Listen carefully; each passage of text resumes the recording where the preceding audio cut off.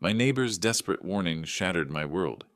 "Run while you can. Your son and his wife are monsters." I asked him, "What did they do?" He revealed the terrible truth, which made my legs buckle, and I almost fainted from shock. This truth changed everything. Before we continue, please subscribe to the channel and write in the comments what time it is where you are now. The Henderson contract lay scattered across my mahogany desk like fallen leaves. 23 years of building Ramos Logistics, and now they were pulling out. My coffee had gone cold hours ago, the cream forming an ugly film on top. I pushed my reading glasses up my nose and stared at the cancellation notice again, hoping the numbers would somehow change. "Effective immediately," the letter read.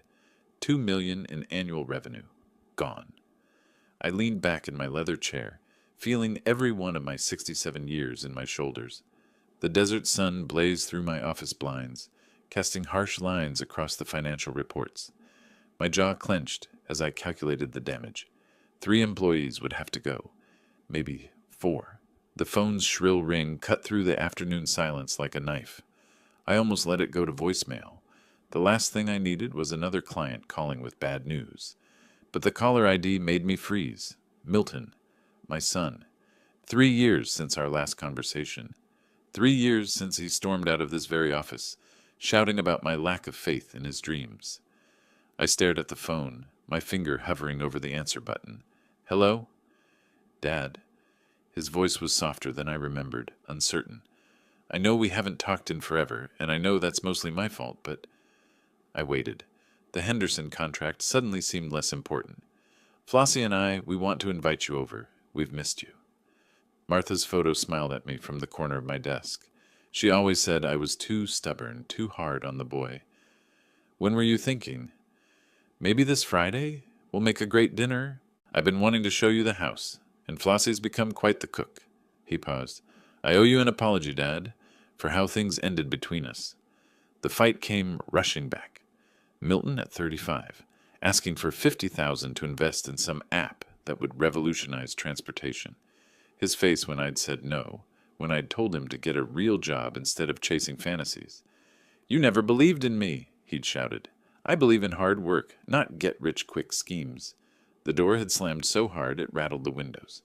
Martha's last photo had fallen off the wall that day. "I've missed you too, son." The words came out rougher than I intended. "I'll drive up Friday morning." "Really? That's wonderful. We live in Beverly Hills now. I'll text you the address." Beverly Hills. The boy had done well for himself, apparently. Maybe I'd been wrong about him after all. Maybe Martha's gentle voice had been right, as usual. After hanging up, I sat in the silence for a long moment. The Henderson contract still lay before me, but it felt smaller somehow, less devastating. Family trumped business every time. I walked to my bedroom and pulled out my good luggage, the set Martha and I used for our anniversary trips. From my jewelry box, I selected the Rolex I'd been saving for a special occasion. Milton had always admired it. For Flossie, I chose the diamond earrings Martha wore to our wedding. She'd want them to stay in the family. The drive would take about 6 hours if I left early. I folded clothes carefully into the overnight bag, hands steadier than they'd been all week.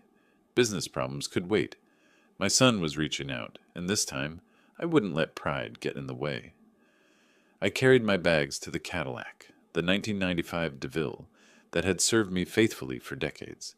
The leather seats were worn but comfortable, like an old friend. As I loaded the trunk, the Arizona sun painted the sky in brilliant oranges and reds. Tomorrow, I'd see Milton again. Tomorrow, we'd start rebuilding what we'd lost. I placed the last bag in the trunk and looked toward the horizon, where California waited beyond the desert. Friday morning arrived with desert clarity. I backed the Cadillac out of my driveway at 9 sharp, the engine purring with satisfaction. Phoenix spread behind me in the rearview mirror, a sprawling testament to dreams built in harsh places. The interstate stretched ahead like a promise. Route 10. West had been my companion on dozens of business trips over the years, but today felt different. Today carried hope instead of obligation. I adjusted the rearview mirror and caught sight of my own eyes, bright with anticipation I hadn't felt in months. The radio crackled to life as I merged into traffic. Eagles filled the cabin with Hotel California, and I found myself humming along despite the irony. The air conditioning battled the climbing heat as Phoenix gave way to open desert. By 11, I was deep in Arizona's heart, where civilization thinned to gas stations and truck stops. The landscape stretched endlessly in shades of beige and brown, punctuated by the occasional Joshua tree reaching toward an impossibly blue sky. This stretch always made me think of Martha. She'd loved these drives, claimed the emptiness helped her think clearly. All that space gives your soul room to breathe, she'd say, her hand resting on mine over the gear shift. A memory surfaced unbidden. Milton at 12, bouncing in the back seat of this same Cadillac as we drove to Roosevelt Lake for a camping weekend. Martha had packed enough food for an army, convinced we'd starve in the wilderness 30 minutes from town. "Dad, when can I drive?" Milton had asked, leaning forward between our seats. "When you're tall enough to reach the pedals without sitting on a phone book," I'd laughed. "That's not fair. Tommy's dad lets him steer on their ranch. Tommy's dad has more land and fewer traffic laws to worry about." At the lake, I'd taught him to cast a line, his small hands gripping the rod with fierce determination. Martha had taken pictures of us holding up a base that was honestly too small to keep, but we'd posed like we'd landed Moby Dick. Later, she'd laughed until she cried, watching us try to cook dinner over our pitiful campfire. "You two couldn't start a fire if your lives depended on it," she'd gasp between giggles. "We're learning important survival skills," I'd protested, but I was laughing too. Those were golden days. Before teenage rebellion, before college arguments, before the business fights that drove us apart. When had it all gotten so complicated? The gas gauge dropped steadily, and I pulled into a station in Quartzsite. The elderly cashier looked up from his newspaper as I entered, sweat beading on my forehead despite the air conditioning. "Visiting family in California?" he asked, ringing up my fuel purchase. "My son. Haven't seen him in years." His weathered face creased into a smile. "Family's everything. You're doing the right thing." The validation felt like cool water on sunburned skin. I walked back to the Cadillac with lighter steps. The California border appeared around 2 o'clock, marked by agricultural inspection stations and the first palm trees. The landscape began its subtle transformation from desert brown to coastal green. Traffic thickened as I approached the Los Angeles sprawl, luxury cars appearing with increasing frequency among the travel-worn sedans and trucks. My old Cadillac suddenly felt shabby among the gleaming BMWs and Mercedes that populated the lanes around me. Beverly Hills money moved differently than Phoenix money, apparently. The GPS on my phone guided me through increasingly affluent neighborhoods. Manicured lawns replaced desert landscaping.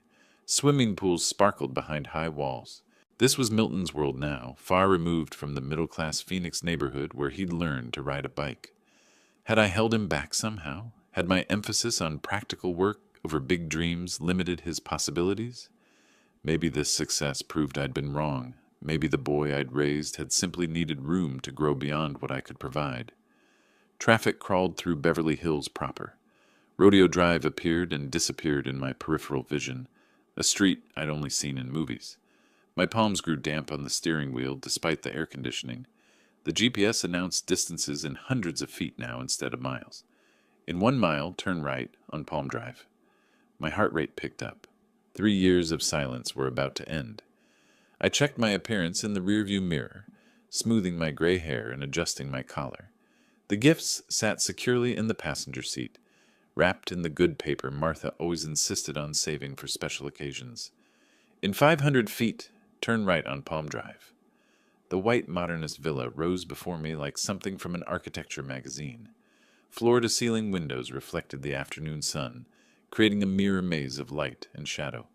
A circular driveway curved around a central fountain, its water catching rainbows in the spray. Palm trees stood sentinel along the perfectly manicured lawn. I parked the Cadillac and sat for a moment, taking it in. Milton had done more than well for himself. This was wealth on a scale I'd never imagined, certainly nothing my logistics company could have provided. Pride and intimidation warred in my chest as I gathered the gift bags from the passenger seat. The front door was solid oak with brass fixtures that gleamed like jewelry. I rang the doorbell and heard chimes echo inside, a melody that probably cost more than most people's car payments. Through the frosted glass, I could make out movement shadows, furniture shapes, the suggestion of opulence, but no footsteps. I waited, adjusting my tie and smoothing my shirt. The desert heat seemed different here, humid with sprinkler mist and swimming pool evaporation. After a full minute, I knocked firmly on the door. "Milton? Flossie?" My voice carried across the quiet street. "It's Dad." Silence answered back. I checked my watch. 3:20. Maybe they were running late, caught in LA traffic, or finishing last-minute dinner preparations. I rang the bell again, holding it longer this time. The melody played its expensive song to empty rooms. A security camera tracked my movement from its mount near the door. Red light blinked steadily, recording my growing confusion. I waved at it awkwardly, feeling foolish. "Hello? Anyone home?" The quiet stretched unbroken. No television sounds, no cooking noises, no voices calling that they'd be right there. Just the fountain's gentle splash and the distant hum of affluent neighborhood life. I walked around the house perimeter, gift bags growing heavy in my sweating hands. The backyard was a paradise of pool and patio furniture, outdoor kitchen gleaming unused under its canvas cover. Through sliding glass doors, I glimpsed a living room that belonged in a luxury hotel lobby. Everything perfect, everything expensive, everything empty. The back door was locked tight. Returning to the front, I pulled out my phone and dialed Milton's number with unsteady fingers. It rang 4 times before switching to voicemail. "You've reached Milton Ramos. Leave a message and I'll get back to you." "Milton, it's Dad." I tried to keep the worry from my voice. "I'm at your house like we planned." "Where are you?" "Call me back." I tried Flossie's number next, though I barely knew her. We'd spoken maybe 3 times in Christmas calls over the years. "Hi, this is Flossie. I can't come to the phone right now, but leave a message and I'll call you back soon." "Flossie, it's Samuel. I'm here for dinner. Please call me back." The street remained tomb quiet, except for gardeners working across the way. Their leaf blowers provided the only signs of life in this perfect neighborhood. A security patrol car cruised past slowly, the driver giving me a long look that made me feel like an intruder. I sat down on the front steps, setting the gift bags beside me. The concrete was warm through my pants, but shade from the portico provided some relief. This had to be a misunderstanding. Traffic delays, maybe an emergency at work. People didn't invite their estranged fathers to dinner just to abandon them on doorsteps, did they? My phone remained stubbornly silent. No return calls, no text messages explaining the delay. The fountain's cheerful splash began to sound mocking. 4 o'clock came and went. The sun shifted, removing my shade and leaving me exposed on the steps like a piece of unwanted furniture. Sweat soaked through my shirt despite the California breeze. My leather shoes felt tight and uncomfortable on the unfamiliar concrete. Other houses on the street showed similar signs of expensive emptiness. Closed gates, pristine driveways, the peculiar silence of wealth that insulates itself from the world. I'd never felt more out of place, sitting on steps that probably cost more than my monthly mortgage payment. Maybe I'd misunderstood. Maybe Milton had meant next Friday, not this Friday. Maybe my eagerness to reconcile had made me hear what I wanted to hear instead of what he'd actually said. But no, he'd specifically mentioned this Friday, and Flossie had sounded excited about the dinner plans. My heart began to sink toward familiar territory, the same disappointment I'd felt when Milton missed my 60th birthday, the same hollow ache from when he'd skipped Martha's funeral service, patterns repeating themselves despite hopeful promises. I stood up slowly, knees protesting after the long sit. The gift bags felt heavier now, weighted with foolish optimism. Maybe it was time to accept that some bridges couldn't be rebuilt, that 3 years of silence had created a gap too wide for phone calls to cross. The Cadillac waited patiently in the driveway, faithful as always. I could drive home tonight, be back in Phoenix by midnight if I pushed it, return to my own problems, my own world where I understood the rules and expectations. I was reaching for my car keys when I heard footsteps rushing toward me. "Wait! Don't go in there!" The voice came from behind a perfectly manicured hedge. I spun around, nearly dropping the gift bags, as a thin man emerged carrying an electric hedge trimmer. His gray hair was disheveled, thick glasses sliding down his sweat-slicked nose. "Excuse me." I steadied myself against the Cadillac's hot metal. "I think you're confused." He glanced nervously toward Milton's house, then back at me. Sir, you need to leave. Now. Those people are dangerous. The man looked to be in his early 50s, wearing a grass-stained polo shirt and dirty gardening gloves. His nervous energy made my skin crawl, but not as much as his words. "This is my son's house," I said firmly. "I think you've made a mistake." His face went pale. "Your son?" "Oh, no. You're the father they mentioned." Ice ran down my spine, despite the California heat. "What are you talking about? Who mentioned me?" He set down the hedge trimmer and stepped closer, lowering his voice to an urgent whisper. "Your son and his wife, they killed her father, poisoned him. That's impossible."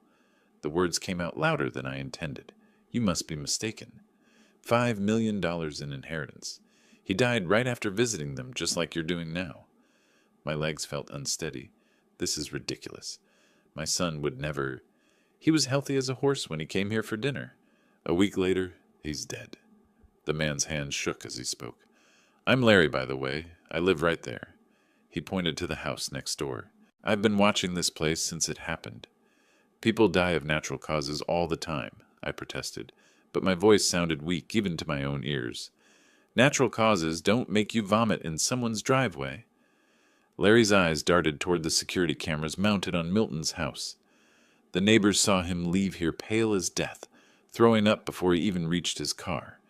The gift bag slipped from my sweating palms, landing on the hot concrete with a soft thud. The expensive wrapping paper crinkled, looking suddenly foolish in the harsh afternoon light. "You're telling me my son is a murderer?" The words felt foreign in my mouth. "I'm telling you to leave before you become the next victim." Larry backed toward his hedge, clearly terrified of being overheard.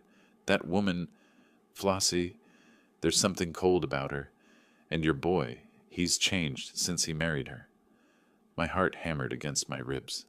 3 years of estrangement suddenly took on a darker meaning. What if Milton had changed? What if the money troubles I'd refused to help with had driven him to something unthinkable? "How do you know about the inheritance?" I heard myself ask. "Small neighborhood. People talk. Her father was loaded, lived alone in Pasadena, healthy 70-year-old who played golf twice a week." Larry's voice dropped even lower.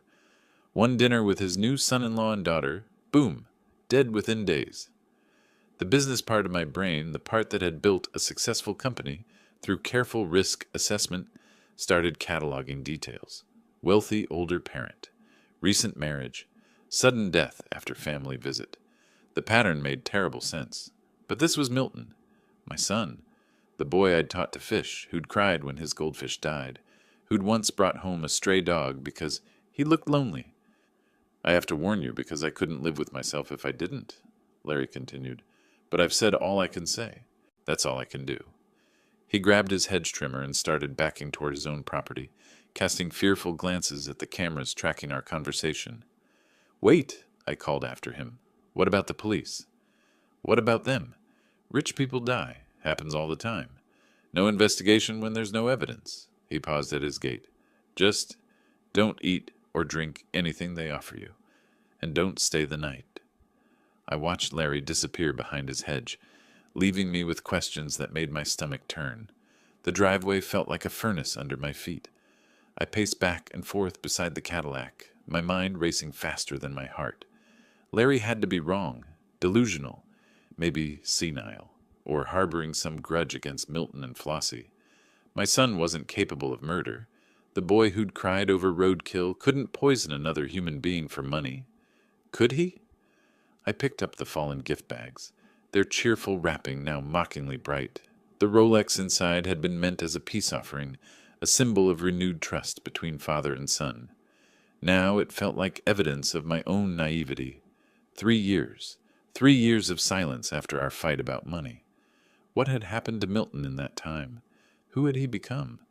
The memory of our last argument crashed over me with new significance, his desperation when asking for $50,000. "I need this investment, Dad. My future depends on it." The wild look in his eyes when I'd refused. "You'll regret not believing in me." At the time, I dismissed it as the tantrum of a spoiled adult who'd never learned the value of hard work. Now those words carried a different weight, a threat, maybe, rather than a prediction. I pulled out my phone and tried Milton's number again, straight to voicemail. the mailbox now full. Flossie's phone rang endlessly before clicking to the same cheerful recording I'd heard an hour ago. Where were they? If this dinner invitation was genuine, why weren't they answering their phones? Why had they left me sitting here for over 2 hours? The house loomed before me, its white modernist facade no longer impressive but imposing, fortress-like. The security cameras seemed to track my every movement, red lights blinking like mechanical eyes.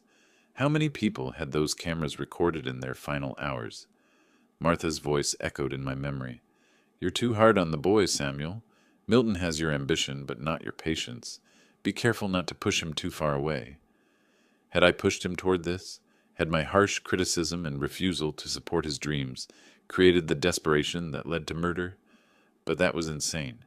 People didn't kill for money, especially not their own family members. Except they did. The news was full of such stories. Inheritance disputes, insurance policies, elderly parents found dead under mysterious circumstances.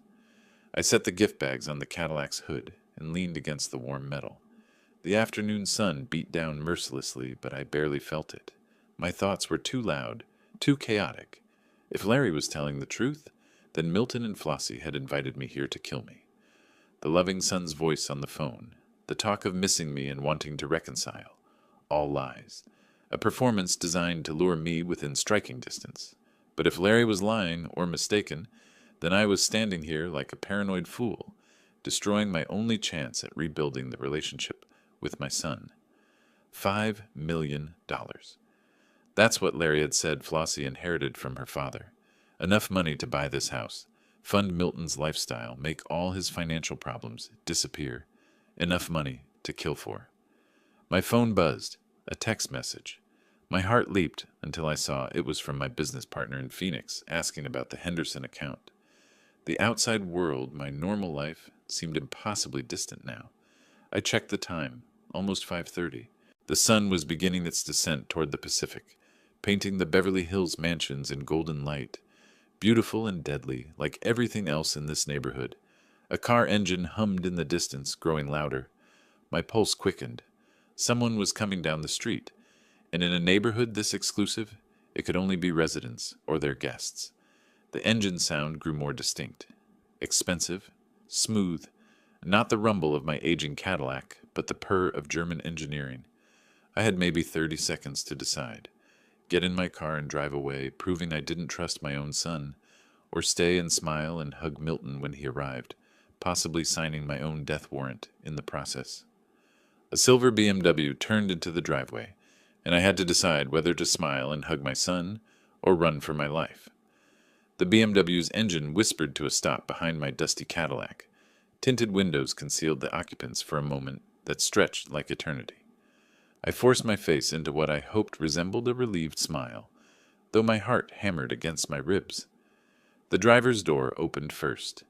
Milton emerged in clothes I'd never seen him afford. Tailored slacks, silk shirt, leather shoes that probably cost more than my monthly car payment.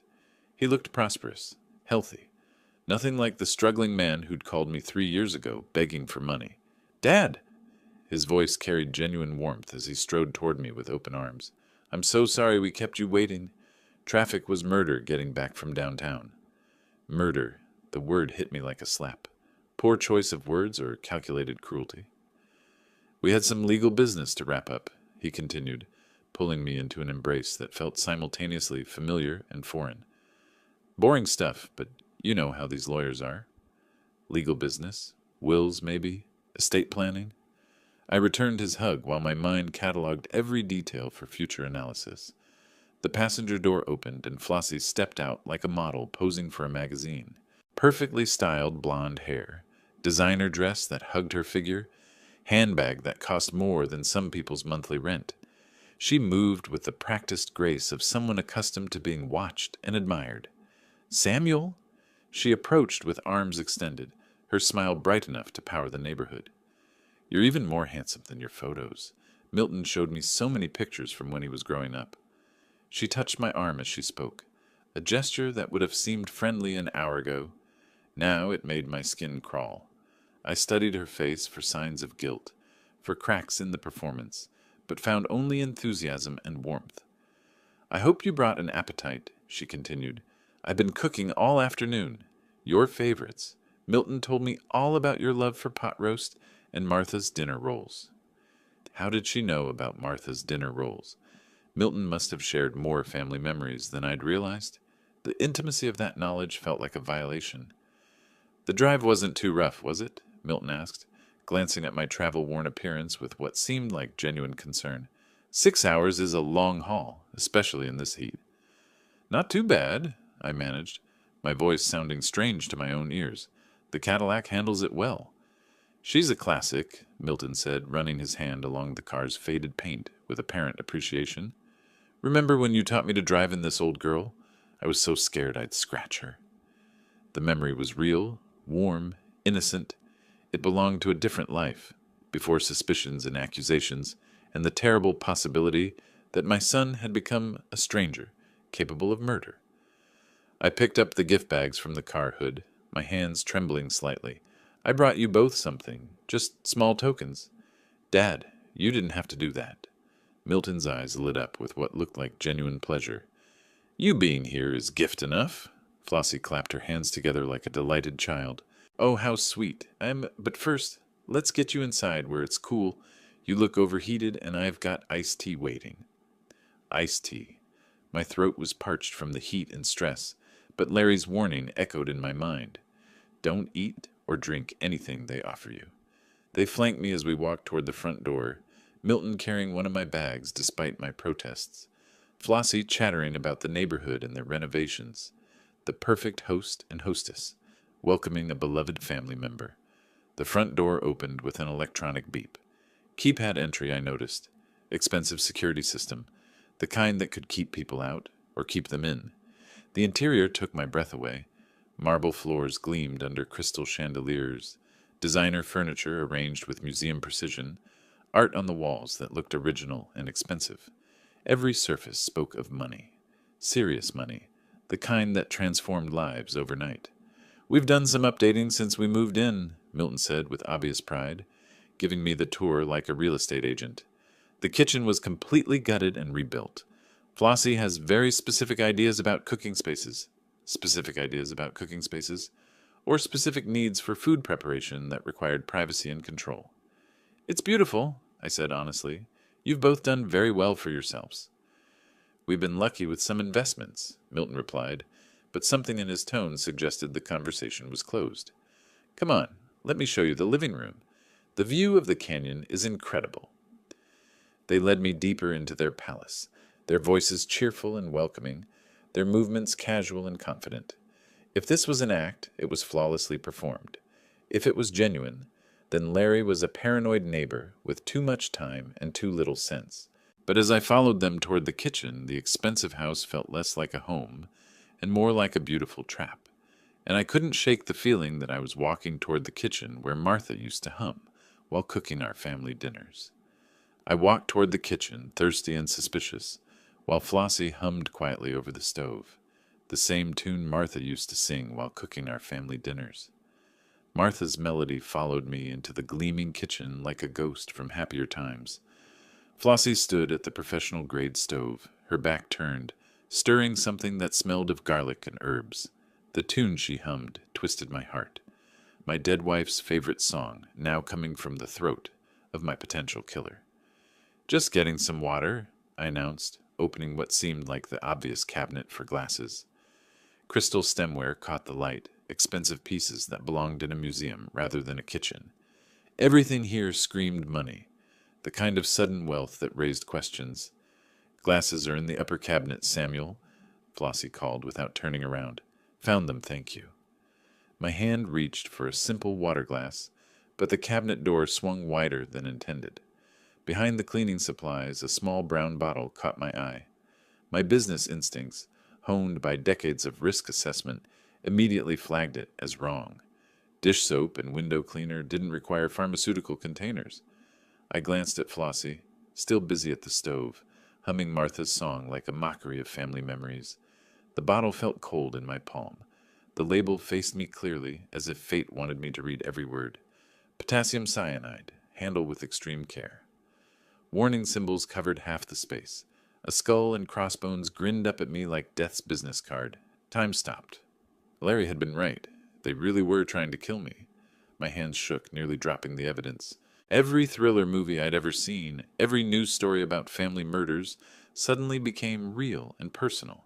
This wasn't fiction or distant tragedy. This was my son planning to poison his own father. How much did it take? A few drops? A teaspoon? The label warned of extreme danger, which meant even small amounts could be fatal. My businessman's mind calculated while my father's heart broke into pieces. The cooking sounds continued behind me. Flossie chopping, stirring, completely unaware that I'd found her murder weapon. She probably thought herself clever, hiding it behind everyday items where no one would look. But I had looked, and now I knew. I forced my trembling hands to replace the bottle exactly where I'd found it, positioning it behind the same cleaning products. The cabinet closed with a soft click that sounded thunderous to my ears. Every movement had to appear natural, casual, the actions of a thirsty father-in-law helping himself to water. The tap ran cold water into my glass while my mind raced through implications. $5 million in inheritance money, a house worth millions, a lifestyle neither Milton nor Flossie could afford through legitimate means. The pattern was clear now. They'd killed before, and I was next on their list. "How's the water, Samuel?" Flossie's voice carried false concern. "Perfect, thank you." I turned from the sink, glass in hand, watching her move around the kitchen with new eyes. Every gesture now seemed calculated. Every smile hid murder. She'd killed her own father, and now she was helping my son plan my death. The irony burned. She was humming Martha's favorite song while preparing to send me to join my wife in the grave. But knowledge was power. They thought I was an unsuspecting victim, a lonely old man desperate for family reconciliation. They had no idea their plan was already discovered, their weapon identified, their intentions exposed. I took a long drink of water, buying time to think. How many people had stood in this same kitchen, trusting these same smiles, only to die within hours? How many family dinners had become execution chambers? The humming continued. That beloved melody turned sinister by its new singer. I turned from the sink with my water glass, knowing that everything Flossie was preparing, including our family dinner, was now potentially deadly. The living room felt different now, like a theater stage where everyone performed roles except me. Milton looked up from his magazine as I returned, his smile the same one I'd taught him to use on customers when he was 12. "Found what you needed, Dad?" "Yes, thank you." "Beautiful kitchen." The words came out steadier than I felt. "You've both created something special here." I chose the leather armchair with a clear sightline to the kitchen doorway. Milton didn't question my positioning, too focused on playing the perfect host. From here, I could observe Flossie's movements while maintaining conversation. "Tell me about this LA real estate market," I said, needing Milton's attention directed away from my surveillance. "Seems like you've done well for yourselves." "We've been lucky with some investments," Milton replied, the same vague explanation from earlier. "The key is knowing when to take risks." Through the doorway, Flossie moved between counter and stove with practiced efficiency. Multiple wine bottles sat opened on the marble island, expensive reds that would have impressed me an hour ago. Now they looked like props in an elaborate murder scene. "Samuel, do you prefer red or white?" she called from the kitchen. "Whatever you recommend," I replied, watching her select a bottle of Cabernet that probably cost more than most people spent on groceries. Milton launched into a discussion of California wine regions, while I maintained appropriate responses. But my attention stayed locked on the kitchen, where Flossie poured 3 glasses of deep red wine. She set 2 glasses aside, near the window. The third remained by the stove. My heart hammered against my ribs as she glanced toward the living room, checking our positions. Milton was deep in his wine expertise monologue, gesturing with his hands, completely unaware his wife was preparing to commit murder.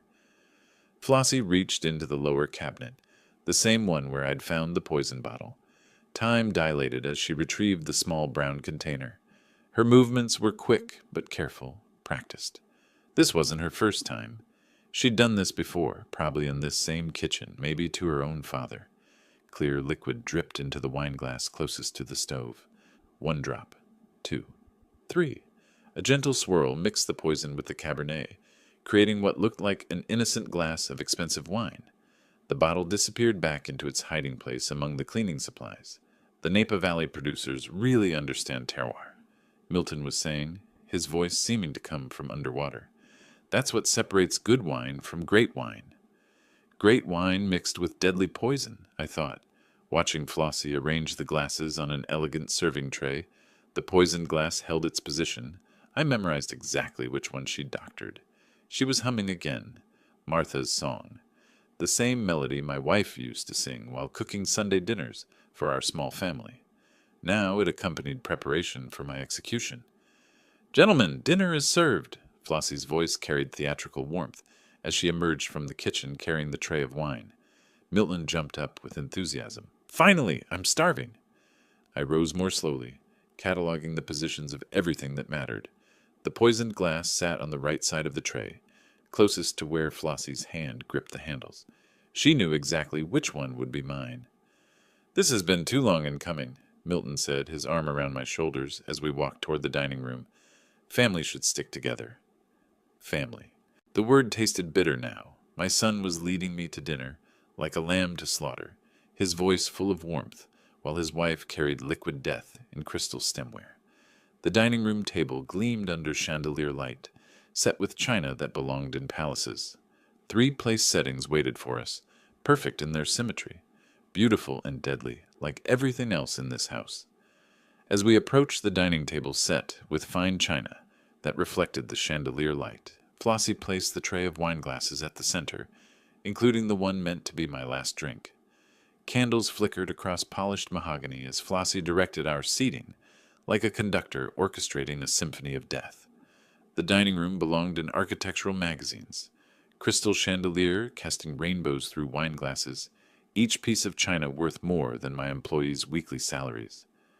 "Samuel, you sit here at the head," she gestured toward the chair furthest from any exit, place of honor for our special guest. Milton took his position to my right, Flossie to my left. They flanked me perfectly, cutting off escape routes, while maintaining the illusion of family intimacy. The choreography felt rehearsed. "Let's toast to family reunions," Milton said, lifting his wine glass with theatrical enthusiasm. Flossie raised hers in perfect synchronization, to healing old wounds and new beginnings. My glass sat within easy reach, the candlelight making the poisoned Cabernet look like liquid rubies, beautiful and lethal. I could smell the wine's rich aroma from where I sat, no trace of the poison that would kill me within minutes of consumption. "I appreciate the gesture," I began, my voice steadier than my pulse, "but I've stopped drinking alcohol." Milton's expression shifted, surprise replacing expectation. "Since when?" "You used to enjoy wine with dinner. Doctor's orders. Blood pressure medication doesn't mix well with alcohol." The lie came easily, believable for a man my age dealing with stress and health concerns. Flossie's smile faltered for just a microsecond, but I caught it. The tiny crack in her performance revealed frustration beneath the hostess facade. "Of course. Health comes first." Milton recovered quickly, but his glance toward Flossie carried meaning. They'd rehearsed this scenario, prepared for obstacles. "Flossie makes incredible fresh juice," he continued, his voice carrying forced enthusiasm. "Apple cranberry blend. You'll love it." The wink he gave his wife might have seemed playful to an unsuspecting observer. To me, it confirmed they'd moved to Plan B. Whatever waited in that kitchen blender would be just as deadly as the wine I'd refused. "I'll get some immediately," Flossie said, rising with renewed energy. Her disappointment had transformed into determination. While she busied herself in the kitchen, Milton filled the silence with nervous chatter about Los Angeles lifestyle and business opportunities. His pace had increased, words tumbling together as he checked his watch repeatedly. "We have exciting plans for tomorrow," he mentioned, then caught himself. We hope you'll consider staying longer, maybe see more of the city." Plans that assumed I wouldn't survive the night. The blender whirred from the kitchen, running longer than necessary for simple juice preparation. I engaged Milton in questions about house renovations, while listening to every sound, refrigerator opening multiple times, glasses clinking, liquid pouring. The preparation process seemed unnecessarily complex. "This is our signature blend," Flossie announced, returning with an elegant glass pitcher filled with dark red juice. Ice cubes floated alongside orange and cranberry garnish, professional presentation masking murder. "Samuel, you must try this." She poured a generous glass, her movements precise and practiced. Both of them watched my reaction with intensity that felt oppressive. Their eyes tracked my every gesture, waiting for me to lift the glass to my lips. "It looks delicious," I said carefully, "but I'm quite full from the water. Maybe with dessert? I don't want to spoil my appetite for this beautiful meal." Milton's insistence came immediately. "Come on, Dad, just a small sip. Flossie worked so hard on it." The pressure escalated with each refusal. Their desperation began showing through cracks in their performance. Milton's voice pitched higher, Flossie's hands tense as she hovered near my chair. "Please, Samuel," Flossie's tone carried pleading undertones. "Just a taste. For me?" Her positioning felt predatory, ready to react if I continued resisting their hospitality. They'd invested too much in this evening to let me leave without consuming their poison. I pushed back from the table with what I hoped looked like satisfied contentment, rather than strategic retreat. "Excuse me, I need to use the restroom before we continue this wonderful evening." As I stood, I saw Milton and Flossie exchange a look that confirmed what I already knew. They had no intention of letting me leave this house alive. The hallway stretched before me like a lifeline. Family photos lined the walls. Milton's graduation, wedding pictures, vacations to Europe. Images of happiness built on blood money now. Each step toward the bathroom felt measured, calculated. Too fast would signal panic. Too slow might test their patience. "Just need to freshen up before dessert," I called back, my voice carrying the right note of elderly politeness. The bathroom door closed behind me with a soft click. I turned the lock, the sound unnaturally loud in the small space. For the first time in hours, I was alone, with my knowledge and my terror. My phone emerged from my pocket with trembling hands. Full signal strength, thank goodness. I dialed 911 with the volume turned to its lowest setting, pressing the device close to my ear. 911, what's your emergency?" "My name is Samuel Ramos," I whispered. "My son and daughter-in-law are trying to poison me." "Sir, can you speak louder? Are you in immediate danger?" "Yes, but I must whisper. I'm hiding in their bathroom. They've poisoned my drinks twice tonight with potassium cyanide." The dispatcher's tone sharpened immediately. "What's your location?" I provided the Beverly Hills address, my voice barely audible above the sound of my own heartbeat. Through the door, I could hear Milton and Flossie talking in normal tones, probably discussing my bathroom break and their next move. "I found the poison bottle in their kitchen," I continued. "I watched her put it in my wine and juice.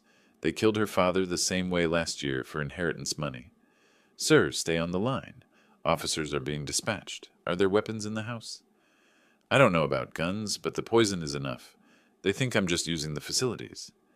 "How many people are in the house with you?" "Two. My son Milton and his wife Flossie.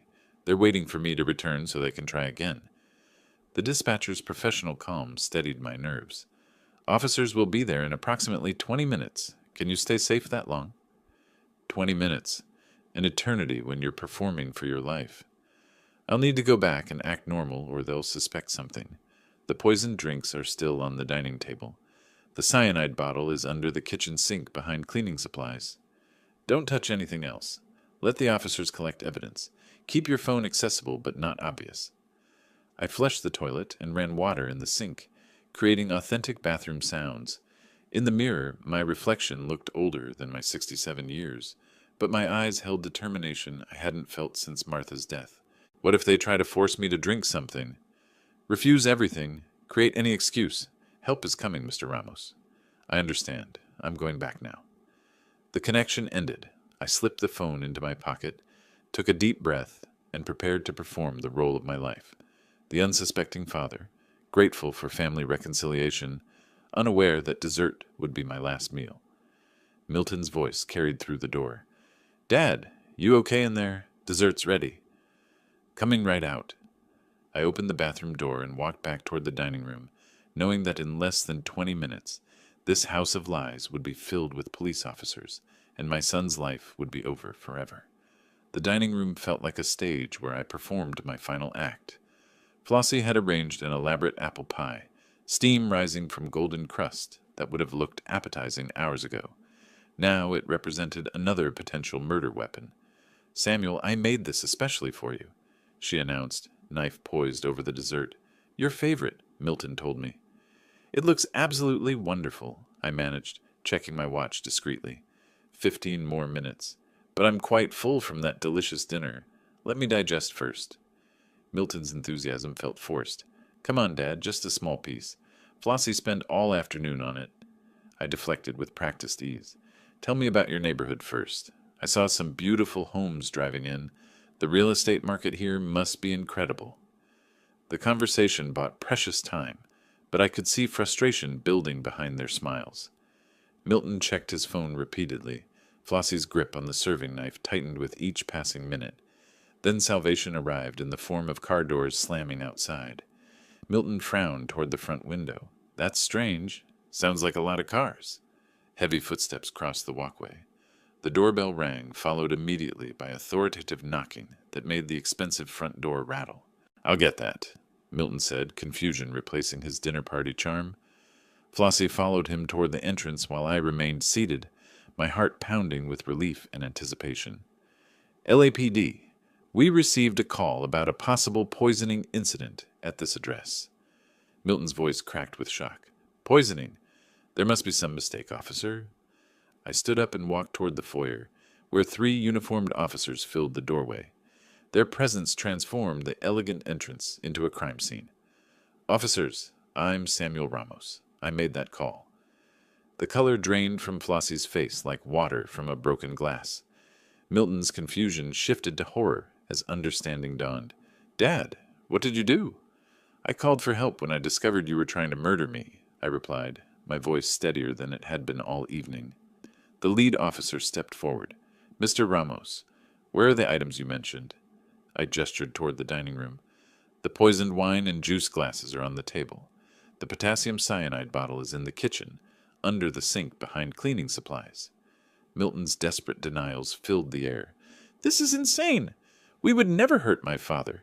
He's confused, possibly having some kind of episode." But Flossie remained silent, her calculating mind already working on damage control. Her silence spoke louder than Milton's protests. 2 officers moved toward the dining room while a third headed for the kitchen. Within minutes, they were photographing evidence and carefully bagging the poisoned beverages I'd refused to consume. "The cyanide bottle is exactly where he described," called the kitchen officer. Milton's face went white as the implications hit him. The evidence was undeniable, physical, damning. "Sir, you're under arrest for attempted murder," the lead officer announced, producing handcuffs. "Dad, please," Milton's voice broke as the cuffs clicked around his wrists. "Tell them this is all a mistake." I met his eyes for what I knew would be the last time. "You stopped being my son when you decided to murder me for money." Flossie's arrest proceeded with professional efficiency. She offered no resistance, no pleas, just cold calculation of her odds. As they read her rights, I saw only hatred in her eyes when she looked at me. Larry appeared from his house next door, drawn by the police cars and flashing lights. "I warned him earlier about these 2, he told the officers. "Something was very wrong here." "Thank you," I said to Larry, as Milton and Flossie were loaded into separate patrol cars. "You saved my life." The neighbors had gathered on the street, drawn by the spectacle of wealth and privilege crumbling under police lights. The house that had seemed so impressive hours earlier now looked like what it truly was, a monument to murder, funded by blood money. As the police cars pulled away with my son and his wife in custody, I stood in the driveway where I'd arrived with such hope just hours earlier, knowing that justice was only beginning, and the hardest part, living with the truth about my family, still lay ahead. The months between June and September passed in a blur of legal meetings, evidence reviews, and sleepless nights.